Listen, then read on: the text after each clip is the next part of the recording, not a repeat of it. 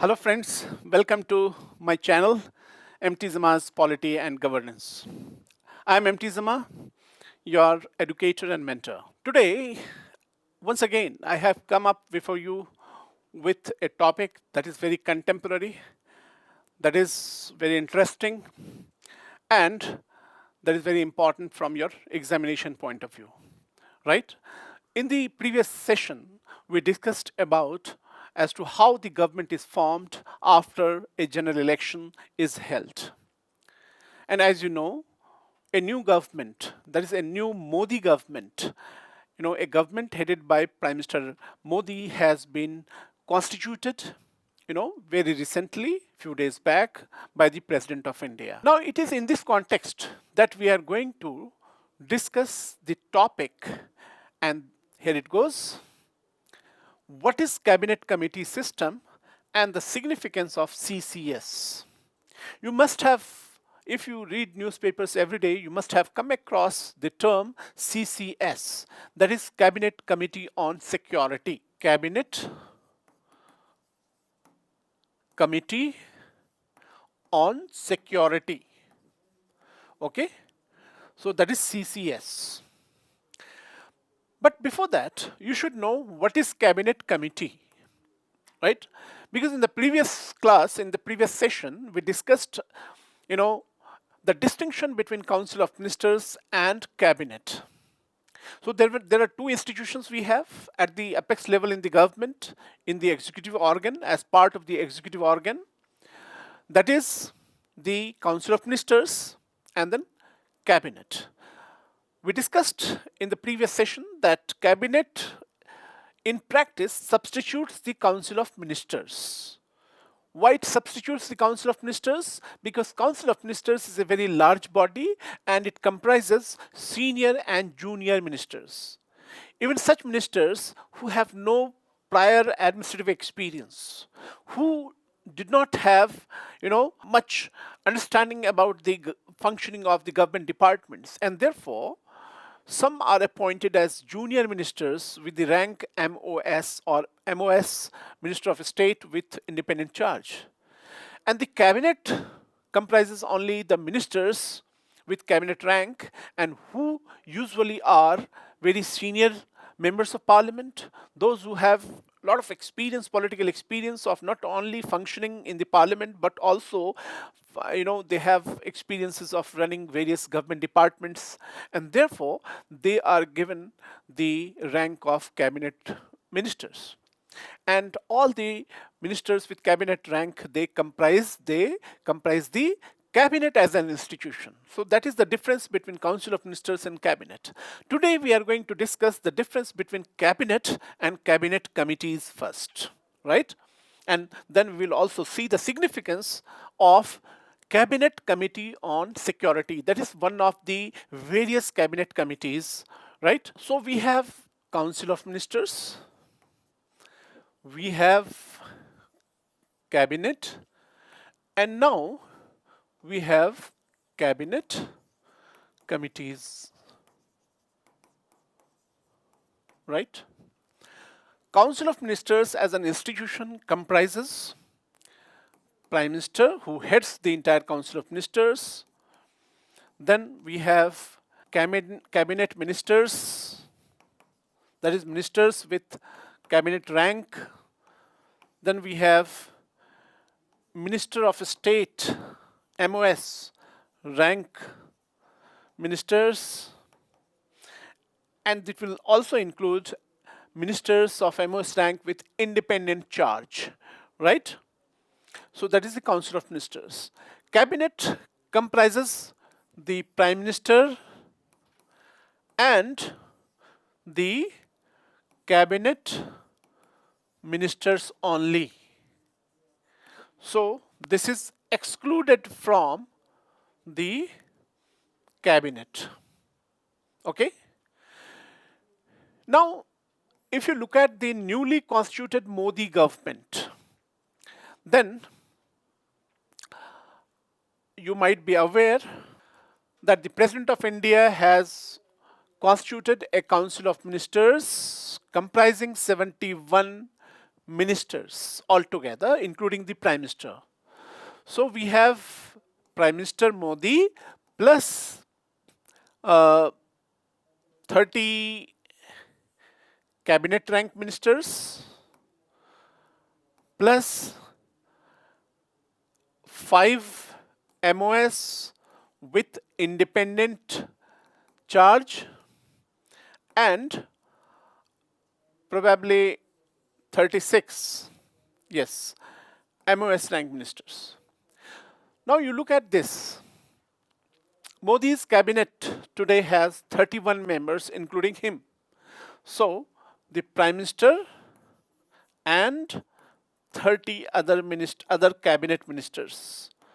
Other cabinet ministers. Now you tell me, is this possible practically to hold cabinet meetings every now and then to take decisions on various policy related issues concerning Department of Finance, concerning Department of Foreign Affairs, External Affairs, concerning Department of Defense, Department of Home Affairs, Science and Technology Department, welfare departments, etc. Practically, it is not possible for the Prime Minister to summon or to convene meetings of the cabinet every now and then, every day, or maybe every 2-3 days. It is not possible. Why? Why it is not possible? Because many of the ministers are out of the city, that is the national capital. They are maybe on the foreign tours relating to his department's functioning. They may be touring this country relating to their departmental functioning. They are also members of parliament representing their respective constituencies. Hence, it is not possible for all the ministers to be physically present in the national capital, to participate in the cabinet meetings, to take the most important decisions chaired by the Prime Minister on everyday basis. It's not possible, practically not possible. Right? Secondly, it is also not desirable that every minister must be present, all the cabinet rank ministers must be present on matters which may not be distantly associated with their own departmental functioning. For instance, what purpose would it serve if the agriculture minister is part of the cabinet meeting where national security issues are being debated or deliberated upon? What purpose it might serve if the science and technology minister is participating in the cabinet meeting on whose agenda is an issue relating to child and welfare department. So it is also not desirable that every cabinet rank minister must be part of the deliberation on all policy issues, right? So these are some practical challenges that necessitate that even smaller institutions like cabinet committees should be constituted, right? And therefore, it is a parliamentary convention, it is our constitutional convention that we constitute cabinet committees, and not one, not few, but maybe around 10-12 cabinet committees.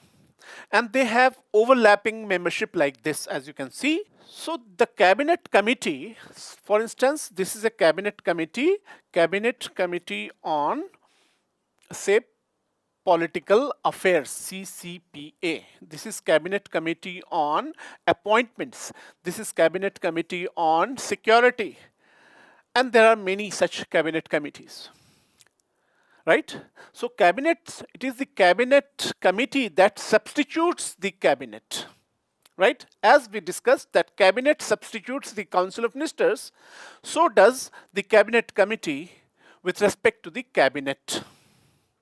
So it seldom happens that the Prime Minister of India, he convenes the meeting of the entire cabinet. He convenes the meeting of only the relevant cabinet committee to consider a particular political issue, national security issue, economic issue, or any such policy related matters, right? So I hope you understood that the cabinet committee system substitutes the cabinet, right, for the practical purposes. Now, please go through this. The new Narendra Modi-led union government has altogether 71 ministers, in the Council of Ministers, right? 71 ministers, wherein there are 30 ministers with cabinet rank, 5 MOS with independent charge, and 35 MOS rank. Thus, the cabinet is still too large in size with 30 ministers besides the Prime Minister himself. So there are practical problems. Which are the practical problems? With over 30 members, it is a large and hence becomes unwieldy. So when you have more number of members in a meeting, then there is lack of coordination. There's a lot of hue and cry. Decision making becomes very slow. There would be it would be very difficult to arrive at a consensus decision, right? And therefore, for more effective and efficient functioning of the government, it is important that decisions are taken in a compact size body, and cabinet committee as an institution that serves that purpose, right? It is not possible to hold cabinet meetings at short notice.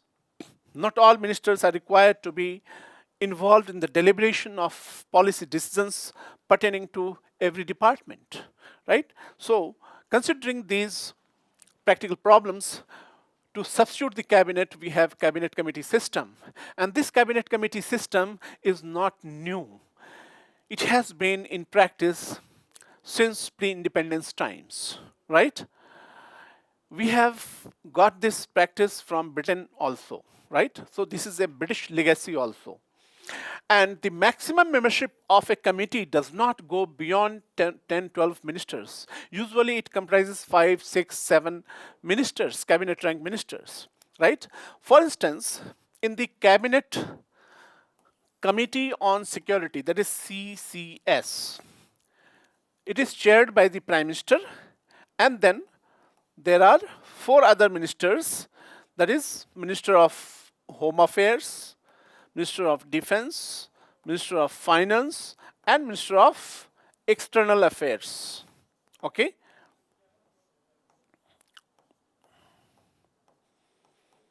Right? So, and Prime Minister chairs this. So this is CCS. CCS comprises 5 ministers. Similarly, you have Cabinet Committee on Economic Affairs. So most important economic affairs related decisions are taken at the CCEA, Cabinet Committee meetings, right?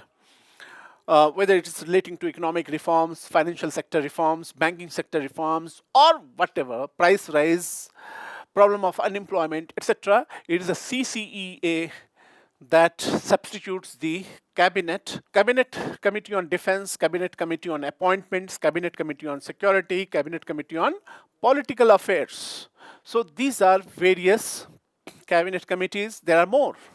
There are some 10 to 12 cabinet committees. These are something which are not transparent. The government does not share these information with the media, but somehow such informations are leaked out and we get to know that there are around 10 to 12 cabinet committees. Now that a government has been newly formed now, this new government will reconstitute a number of cabinet committees, right? So cabinet has already been constituted by Modi government. Now cabinet committees would be constituted. That is the next step in the government's functioning, right? Now, out of the various cabinet committees, one of the most important cabinet committees is Cabinet Committee on Security. And now you must have heard that in the newly constituted Council of Ministers or the cabinet, the important portfolios which are part of the Cabinet Committee on Security, they are held by those MPs, those members of parliament who belong to the BJP, that is Rajnath Singh, Amit Shah, Nirmala Sitharaman, S. Jaishankar, and of course the Prime Minister is the head. So this assumes significance. It is in this backdrop that despite a coalition government, a coalition council of ministers, a coalition cabinet, the structure and composition of CCS would remain the same. And this was what probably the Prime Minister wanted. Okay. Now let's come to this. What are the features of cabinet committees? They are smaller and compact because the membership ranges from 5 to 12, not more than that. Overlapping membership, as I said, this way. Now, what does this mean? This means that that a minister, he is part of this cabinet committee, he is also part of this cabinet committee. This member, he is part of this cabinet committee, this cabinet committee, this cabinet committee. So this way, what happens with the overlapping membership of the cabinet committees, it provides coordination and inter-committee linkages. That is organic linkage. It provides organic linkage between committees, cabinet committees. And that way, proper coordination is secured, interministerial, inter-cabinet committee coordination is secured through such kind of composition and such kind of membership. And you must be knowing that in a parliamentary system of government, there is a concept of collective responsibility of the government, collective responsibility of the government. This is a principle that despite the fact that each minister is responsible for a specific area of governance, but in the eyes of the people, in the eyes of the parliament, all the ministers are collectively responsible to the people, right? And therefore, through this type of composition, this principle of collective responsibility is also adhered to, is also respected. Okay? Now, it is possible to hold meetings at short notice. When you have cabinet committees comprising just 5, 6, 7 members, it's possible to summon those ministers and hold meetings at very short notice, right? So these are the features as well as benefits, advantages of cabinet committee system. Of late, its significance has risen so much that it is often said that effectiveness of the cabinet system hinges on the effectiveness of the cabinet committees, okay? And effectiveness of the government, the whole parliamentary system, that will very much depend on the effectiveness of the cabinet committee system. How effective, how efficiently, how promptly it could take decisions, okay? And that too with consensus. That is an important thing in a parliamentary democracy. Right? So what is the significance of CCS, Cabinet Committee on Security? Cabinet Committee on Security, Cabinet Committee on Security, that is CCS. That is responsible for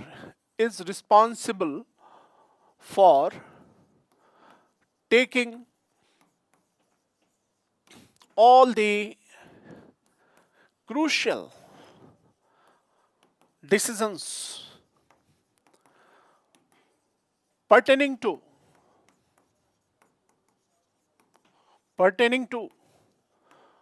national security. National security. Now, when we say national security, it includes challenges from within, challenges from without, challenges from outside of the country. Whether challenges come from China, Pakistan, or any other country, or whether it is homegrown terrorism or terror outfits or Naxals or etc. etc. There are many other security issues confronting the country. It also involves the use of or the policy relating to nuclear, nuclear arms. We have nuclear arms for defense purposes. So it is very important that how policy decisions relating to nuclear weapons such decisions are taken. And this is the highest decision-making body relating to that as well. Whether it's the threat from Naxalism, insurgency, terrorism, or from any other quarters. It is the Cabinet Committee on Security that is responsible to take such decisions, and that too promptly. And therefore, the composition and the functioning of this cabinet committee assumes a lot of significance in every government, right? As you can see here, CCS is a cabinet committee of the government of India that debates and takes final decisions on matters related to security, including senior appointments in the government and defense procurement. It is chaired by the Prime Minister, and it generally includes the ministers for defense, external affairs, home affairs, and finance. So Nirmala Sitharaman, uh, Amit Shah, S. Jaishankar, and Rajnath Singh will be part of this Cabinet Committee on Security in the new government. Typically, these ministers are often those who are the most trusted party members and allies of the ruling party or alliance. Okay, so they are political heavyweights, quite experienced, and they are most trusted party members. Right? In coalition governments, the CCS may reflect the need to manage multiple political interests. For instance, during the Vajpayee led NDA government between 1999 and 2004, the then defense minister George Fernandez, who belonged to the Samata party, he was part of the CCS. Now, before we wind up for the day, after having discussed the difference between cabinet and cabinet committees, cabinet committee system, and the CCS, let's test yourself. Which of the following is not correctly listed as an advantage of the cabinet committee system? Cabinet committees allow the government to take important and critical decisions quickly without violating the principles of collective responsibility. Is this correct? You have to decide. We have already discussed. Cabinet committees help the Prime Minister bypassing the institution of cabinet. Cabinet committees, by their structure and composition, reflect the opinion of the entire cabinet.